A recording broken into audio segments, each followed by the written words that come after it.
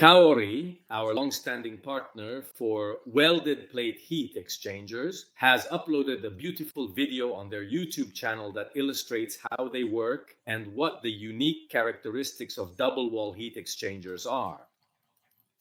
What are double wall heat exchangers? They are exchangers, let's say safety, that is safety.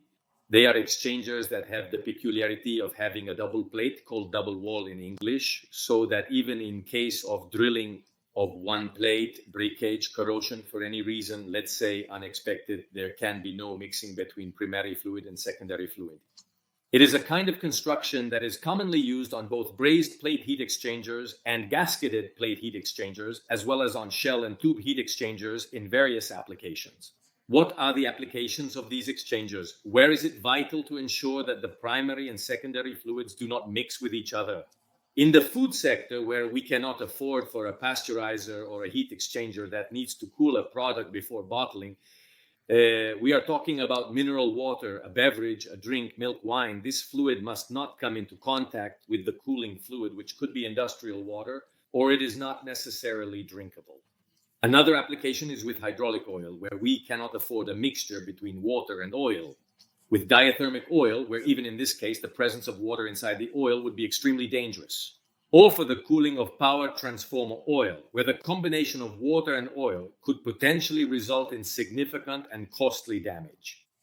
There are a whole series of applications where it is absolutely necessary to avoid mixing the two facts. As previously mentioned in a prior video, in the event of a gasket breakage on plate heat exchangers, there is no mixing since the fluid leaks outward. Let's assume that mixing only occurs if a plate breaks. With double plate heat exchangers, as you can observe from the video, in the event of a plate breakage, the leakage moves towards the outside, and as a result, we are able to see it immediately.